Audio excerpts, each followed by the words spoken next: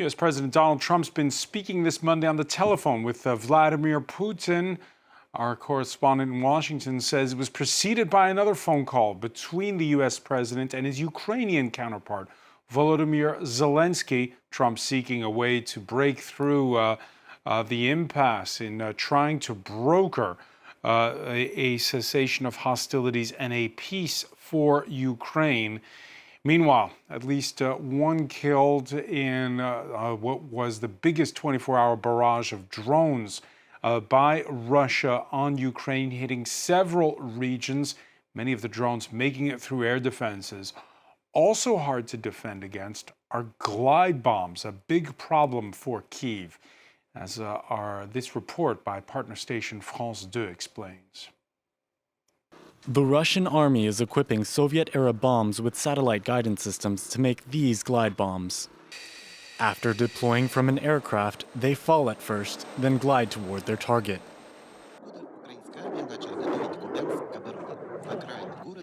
In this projectile graveyard in Kharkiv, a guidance system lies on the ground. Ukrainian forces were able to recover its unexploded bomb. This investigator arrives to observe it as an air raid alert goes off. He believes these lethal bombs mainly target civilians. With this GPS, it's guided like an aircraft. Its altitude and rotations are pre-programmed. It can go up, down, right and left. On the front line, these soldiers explain how they're trying to help stop these guided projectiles. In this underground dugout, a young soldier has been sleeping here for 10 days straight. He's not even 20 years old. My job here is to scan the sky, identify any suspicious objects, drones, and anything else the Russians are using against us. The Ukrainians are now detecting some glide bombs. They sometimes manage to divert them from their targets, but command centers like this one remain in Russian crosshairs. This young commander asks his soldiers to dress in civilian clothes when they leave the site. If the Russians spot the base with their drones, they will bomb it. It's really dangerous. Honestly, we can't completely defend against it. All you can do is take shelter. Even then, you're not protected because the bombs are very powerful. Ukrainian soldiers are now able to jam the GPS systems of glide bombs. But the Russians sometimes send up to 700 of them per week, making it impossible to neutralize them all. And for more, we're joined by Philip Turl from our International Affairs Desk and by Samuel Ramani from London, Associate Fellow at the Royal United Services Institute think tank, the author of Putin's War on Ukraine, Russia's Campaign for Global Revolution. Thank you for speaking with us here on France 24. Thank you very much. Samuel, first off, your reaction to what we just saw in that report. We've had, coming off the day where there's been the most drones by Russia thrown at Ukraine, this second danger coming from these glide bombs. Well, definitely. I mean, I think that the danger from the Russians is coming through their ability to mass produce both drones and glide bombs, because the glide bombs are being based on Soviet kits that are now been adjusted to anti-jamming devices. They don't give off heat, so they're very hard to be shot down by Stingers and other missiles that the Ukrainians have. And the drones are also being mass-produced because the Iranian Shahed drones are now being produced inside Russia as Geran 2s. And that's why they can hit 173 drones in one day, 167 drones in one day on the third anniversary of the war. This mass production is a very big problem for Ukraine. Mass production, the Ukrainians have proved enterprising during this war. Are they going to figure out a way to deal with these glide bombs? Well, the Ukrainians actually thought that they already had a grip on it earlier in the spring. There were some reports from the Ukrainian side that they were able to shoot down glide bombs in Zaporizhia. One Air Force spokesman, when they said that back in March, they said it was not the first attempt. But the problem is the Russians have been adapting their glide bombs with anti-jamming systems and new better technology, and Ukraine's air defense missile stocks simply have not caught up with the scale and the number of them. IRIS-Ts are coming in from Germany, which is good. It looks like the Patriots are coming through Israel, and also more direct deliveries, which is also good, but just not at the quantity needed to stop these glide bombs. And Ukrainian air defense missiles from NATO are infinitely more expensive than these glide bombs are too.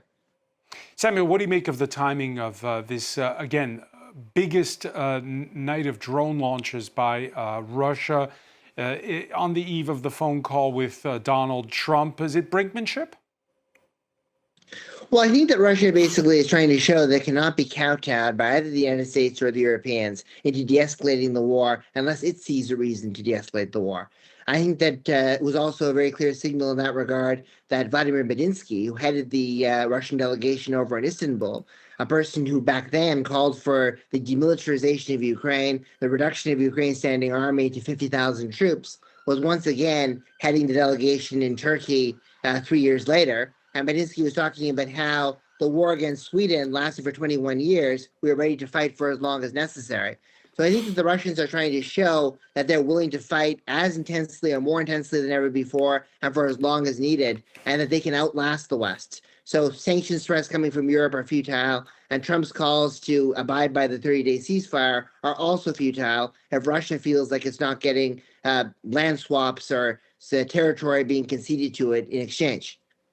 Philip Turl, this phone call, we had the White House announcing it had begun a couple of hours back. I don't know if it's over and they're just trying to get their notes straight before they give us a bit of a readout on it. First off, your thoughts on this statement from the White House saying that Donald Trump has grown, quote, frustrated, and this follows up from what Samuel just said, with Vladimir Putin and Volodymyr Zelensky. He's frustrated with both, though, it seems. I think that there is a willingness on the part of Donald Trump to get this over and done with as quickly as possible and to move on to other things. Notably, what he would like to do is to bring Russia back into the continent of nations so that he can strike trade deals with the Russians, and the war in Ukraine is standing in the way of that. So he wants that war over, finished, so that he can move on and do those trade deals. That doesn't augur very well for finding a solution that is good for the Ukrainians, basically. And I think that what Donald Trump has been saying, we've seen it all the way down the line, is that he wants that war over, and he blames it on Joe Biden, basically saying that if he'd been in office when the war started, well, there would have been no war at all.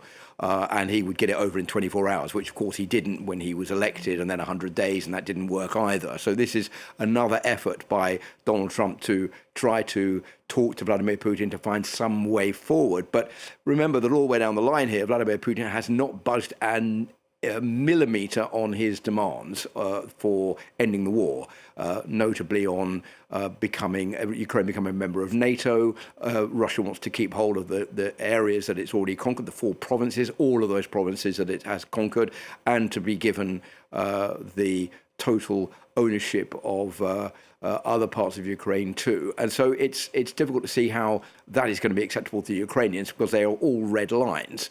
So what one can think now is that there's going to be this phone call today, and it could end up with Donald Trump turning again on the Ukrainians, saying, look, you've got to make concessions towards the Russians. You've got to give the Russians what they want. We've got to get this war over and done with and stop the bloodshed. And that's the way out of it.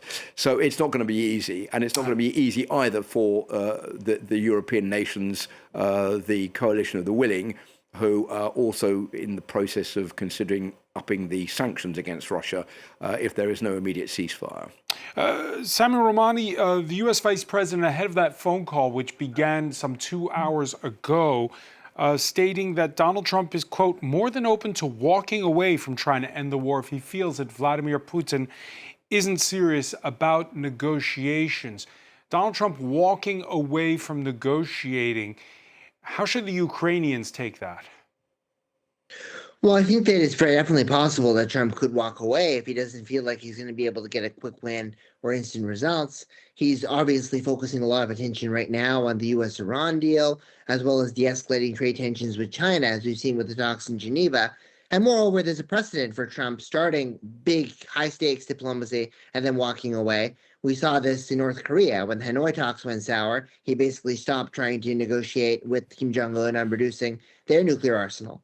So I think the Ukrainians should be very worried about the implications of what that walkaway means. Does that walkaway mean that we put sanctions and pressure on Russia and continue the Biden-era policies of supplying arms to Ukraine, as indicated by the Patriot deliveries? Or is it a walkaway from the conflict entirely, where the U.S. stops military and maybe even intelligence sharing for Ukraine, blaming Zelensky as much as Putin for the impasse? If it's the first, then I think the Ukrainians will be happy with Trump walking away. If it's the second, the Ukrainians will have their worst nightmare if he walks away.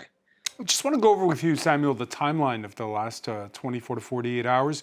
J.D. Vance, the vice president, he was in Rome for the first mass by the Pope. So was Volodymyr Zelensky. The pair met. Then you had that phone call that involved Italy's Prime Minister, Giorgia Meloni, and other European leaders with Donald Trump. And now, lastly, we've had Zelensky speaking with Trump before the U.S. president spoke with Putin. Your thoughts on all of that? Well, definitely it's quite an intensive round of shuttle diplomacy. I think it was very important that J.D. Vance and Zelensky did have that exchange after the blowout in the Oval Office. J.D. Vance is also seen as one of the most ideological opponents of providing aid to Ukraine. That statement in early 2022, where he said he really didn't care much about what happens to Ukraine, really stings in Kiev. So it was really important that he had that meeting and that was reset. Italy obviously is trying to play an important role as a bridge between the Europeans and the United States, and Giorgia Meloni was playing that role once again. And there's also the EU-UK summit that's happening right here in London, where these same issues are being discussed. So this is an effort at bridge building between Europe and the US, and also an effort at de-escalating the tensions of past statements and the recent Oval Office impasse.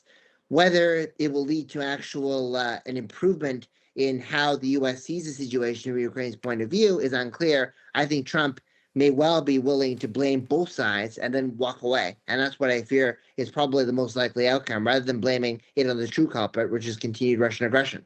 Yeah, the United States, of course, the biggest contributor to NATO. You heard Philip Turl, our international affairs editor there, talking about how Ukraine's European allies are on unsure footing with all of this, the way it's going to play out between Donald Trump and Vladimir Putin. Joint defense purchases are at the heart of that EU-UK summit that's taking place in London, where you are, Samuel Ramani. And this idea that the British and the Europeans could go in together when it comes to big military purchases is something that was talked up. Let's take a listen to the European Commission president. This is the first step towards UK participation in Europe's defense investment program. We call it SAFE. It's 150 billion euros of loans for joint procurement and this security and defense partnership. This joint procurement we've discussed will increase our readiness, will close military gaps that we have, and will increase, that's of most importance, our interoperability when our armed forces are going on missions together. Am I hearing correctly, Samuel Ramani, that the British will now have access to European money when it comes to joint defense? Well, I think it could definitely lead to that. I think there's definitely a focus on interoperability in the defense spheres that's going to be involving the sharing of technologies in a pooled defense fund, also companies like BAE Systems in Britain partnering with their European counterparts. So we have to really see what this actually is. I mean, there are tentative agreements not just on this, but also on common fisheries policy, on youth mobility, and a lot of things are coming out of the summit. But yes, it could lead to the potentially historic moment for the pooling of not just military technologies and tactics, but also financial resources between Europe and the United Kingdom. Because we began this conversation talking about how the war economy in Russia means Putin can churn out drones now. Is Europe raising its game? Well, I think that Europe is not raising its game up far enough compared to what Russia and some of its allies can produce. It's still always a memorable statistic that the EU's massive artillery shell campaign and the Czech-led initiative gave 1 million shells to Ukraine over time and as a target, and North Korea was able to give probably 2 to 3 times that in less time. So there's still a long way to go, but obviously this measure, combined with the increases in defense spending that we're seeing across the board, and will probably be announced at the next NATO summit in a month's time, we're probably looking at some significant progress in this regard. And Ukraine, the unifying factor between Brexit, Britain, and the continent? I think it probably is. I think that Keir Starmer was initially trying to fashion himself in the role that Maloney's trying to do, being the bridge between the U.S. and Europe, trying to convince the Americans of the importance of staying with Ukraine. The Brits actually did quite a bit of clandestine diplomacy when the Republicans were holding up the aid package early last year in Congress to some congressional representatives, and were trying to reprise that. Now it looks like Italy has taken that role as the UK-EU bridge. So now it's the UK focusing on building solidarity with the EU on something in common, on defense, hoping that that leads to a broader and more favorable trade deal and economic partnership. So I think that it's very important to tie whatever's happening in the security sphere also to what's happening in the economic sphere. That's why I mentioned fisheries and migration also happening at the same time as the agreements on defense resources being pulled. Samuel Ramani, many thanks for joining us there from London. I want to thank Philip Turrell from our International Affairs Desk. We'll have more on this story as we find out news of that phone call between Donald Trump and Vladimir Putin.